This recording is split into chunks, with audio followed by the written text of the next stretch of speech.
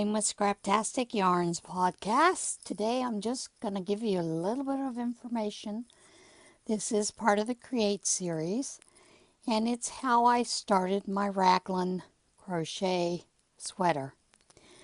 I'm going to include a picture of what I have so far, but I tried to explain it on Facebook to someone who wanted the pattern, and it's not really a pattern.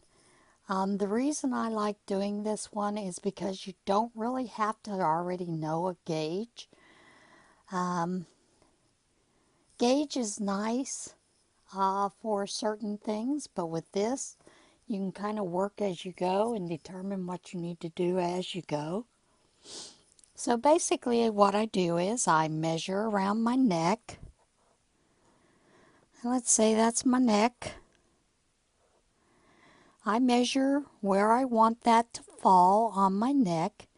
Do I want it to be high neck or do I want it to just be a low? For this one I chose a low neck. I measured and I chained a chain as long as I needed to get that plus an extra 5.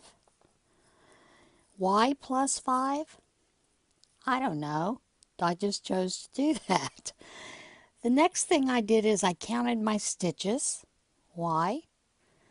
Because I want everything, all of my stitches, to be divisible by 6. And I will explain why I wanted it divisible by 6 by showing you.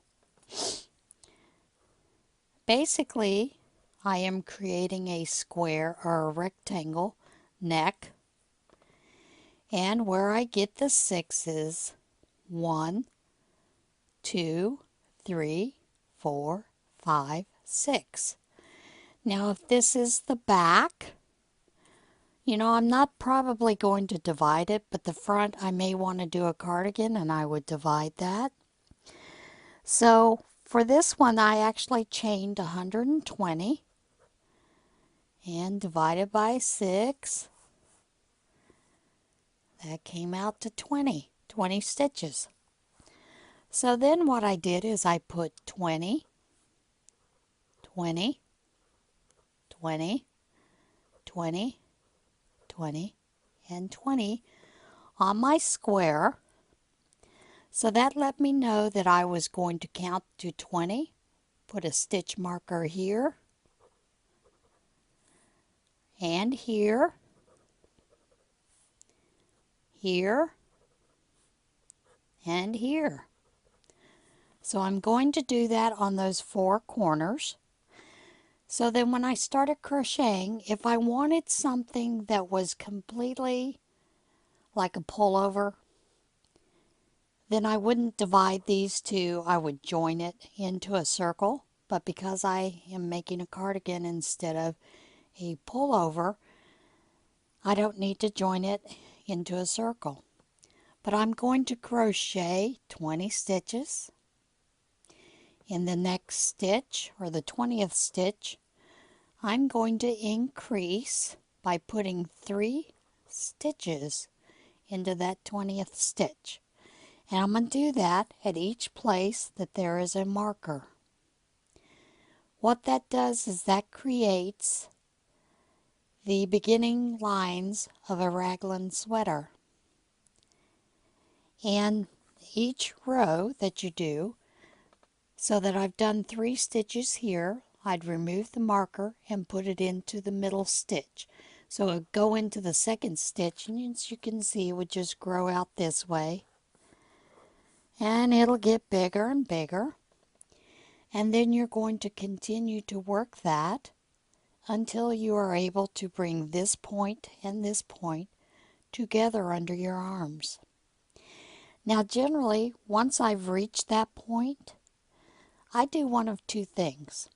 I like a positive ease, so I usually will do 2 more rows of increases. However, you don't have to do 2 more rows of increases. You can, when you start going around and you get to this point, you can join it to this one and this one to this.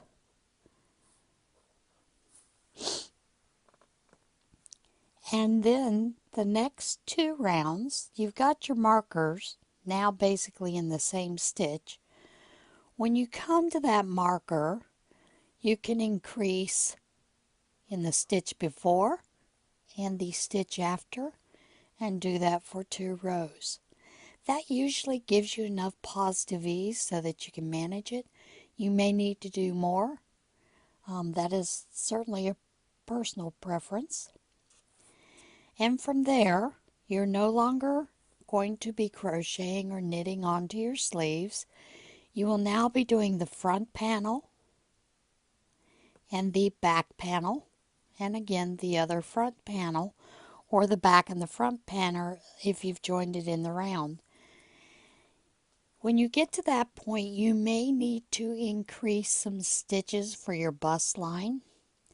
And generally what I'll do there is the first row that is a complete joined round that I've not increased under the arms.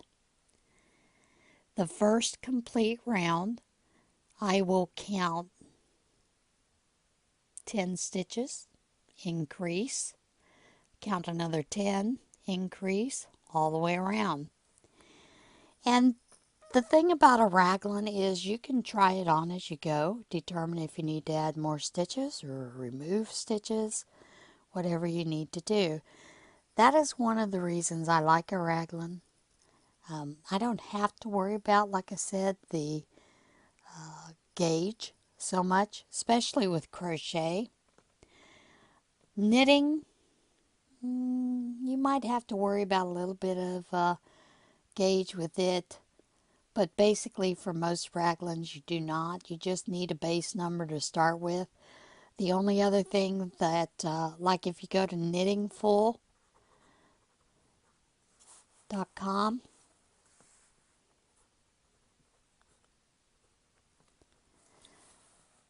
when you use the generator for the raglan sweater, normally they want you to put in a chest measurement, sometimes a waist measurement, but the chest usually is the biggest thing for most women.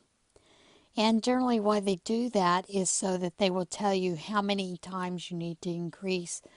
And it's usually based on a percentage that I believe it's Elizabeth Zimmerman came up with, which is a 10% increase for chest, and then a decrease down for your waist if you want to get more shaping. I don't really normally worry about shaping because I'm a big girl. Boxy things are fine for me. So those of you that need more shaping, I would certainly use that to give you an idea of your rounds and what you want to do for your matter of increasing. And it generally gives you out a full pattern. You can use it for crochet if you already know your gauge.